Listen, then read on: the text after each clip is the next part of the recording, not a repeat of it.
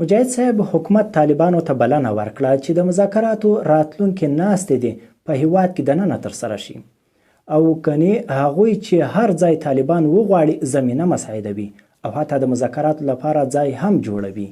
په دې اړه ستاسو دقیق ځواب څه دی؟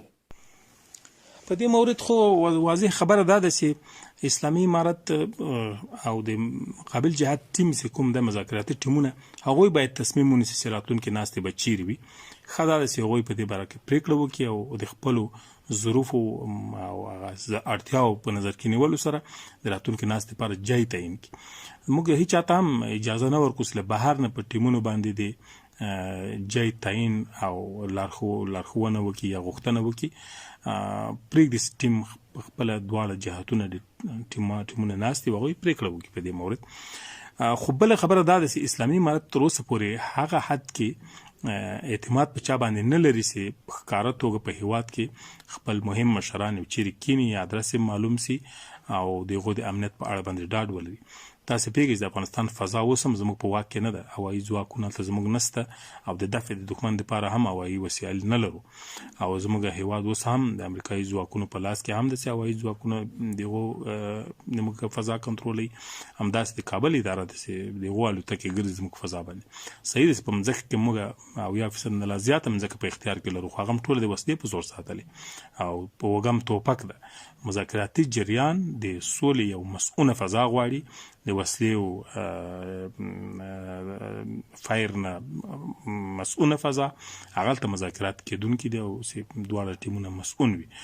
په هیواد کې دننه که موږ یو ادرس معلومو بیا خپل مشران هلته کېنوو مقابل جهات باندې دوی هغه بکګراوند ته په کتو او بیا د مذاکراتو په جریان کې ژورو لوړو ته په کتو موږ دا مسؤلیت احساس نسو کولی، نه دا ډاډ درلودلی چې تر اوسه چې ادرس مو معلوم وي او بیا هلته به زموږ مشرانو ته زیان نه رسېږي یا به ماحول ته زیان نه رسېږي.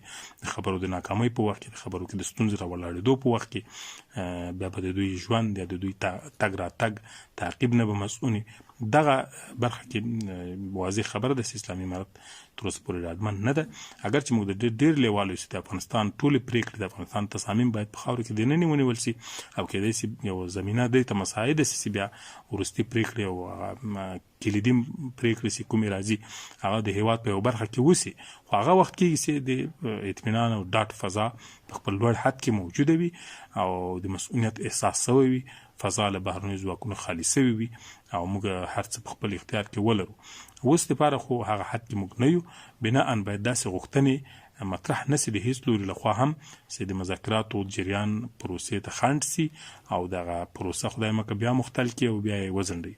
او که داسې کېږي مسؤلیت هم د هغه چا په غاړه ده بیا چې څوک موانع ایجادوي، مشکل ایجادوي. او یو ټکی به دا وکړم چې کېدای شي د کابل اداره د داسې غوښتنو په مطرح کول سره بیا د موانعو ایجاد ته ملا تړلې وي چې کېدای شي بیا زیانباره وي. مجاهد صاحب، د کابل حکومت د داسې غوښتنو په مطرح کولو سره څه هدف لري؟ آیا هغوی رښتیا غواړي هر څه افغاني شي او پروسه له بهرنیو مداخلې مسؤونه وي که کوم بل هدف لري؟ نه، ما اشاره وکړه چې د کابل اداره دغسې غوښتنه چې کوي د دې تر شا دوی خپل هدف باید داسې ولري چې د پروسې ته زیان ورسي. کنه دا پروسه روانه ده او دواړه مذاکراتي ټیمونه هم کولی شي دا خبره هلته ځان سره مطرح کړي او په دې باندې یو فیصله وکړي. داسې له کابل نه هغوی غږېږي بیا نظامي چارواکي بیا یې داسې څوک چې هغه د جنګ خبرې هم کوي هغه دغسې خبرې مطرح کوي. د دې نه معلومېږي چې دوی بیا موانع ایجادول غواړي، د پروسې دپاره خنډونه راولاړول غواړي. په دې باندې چې ګنې مصرف کېږي، په دې باندې چې ګنې راځه په هېواد کې داسې یو فضا جوړه کړو. ما یادونه وکړه چې موږ نسو کولی چې هغه د دښمن باندې او په مقابل جهات باندې دغه اعتماد ولرو چې خپل مشرانو ادرس او سیمه او هغه ساحه معلومه کړو بیا په معلوم ځای کې هغوی د مسؤلیت احساس وکړي. دا تر اوسه پورې هغه حد ته موږ نه یو رسېدلي. نو دغسې غوښتنې په دغسې وخت کې موږ داسې تلقي کوو چې کېدای شي د دې تر شا شوم هدفونه وي. که نه له موږ نه هېڅوک هم زیات په د هېواد مین نه دي، زیات په د هېواد قرباني نه ده ورکړې او هېواد زیات ارزښت نه ورته لري.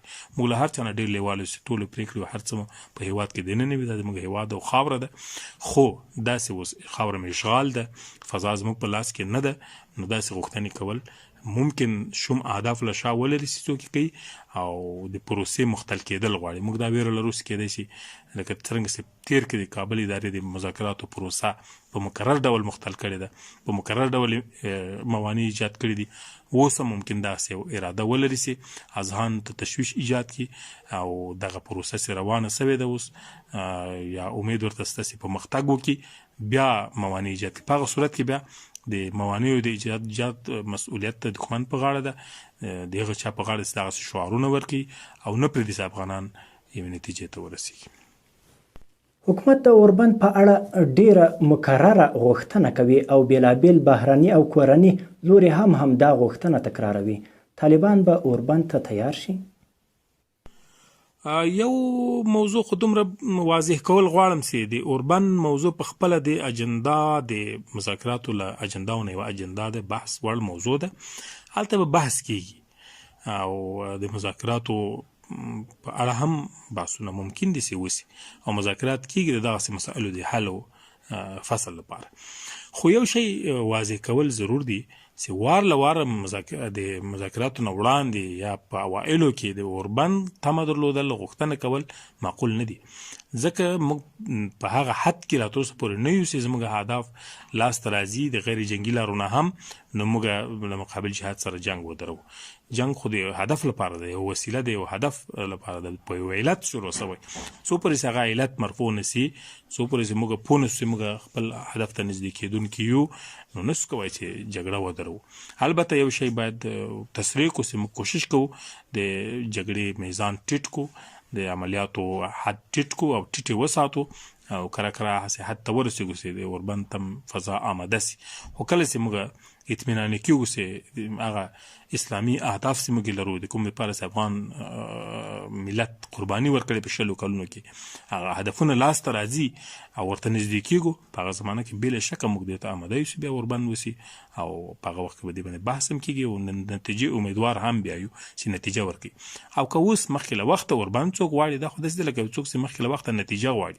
اوربند خو هغه نتیجه د مذاکراتو ده چې د مذاکراتو په نتیجه کې به فضا ارامېږي، سوله به راځي، اوربند به راځي.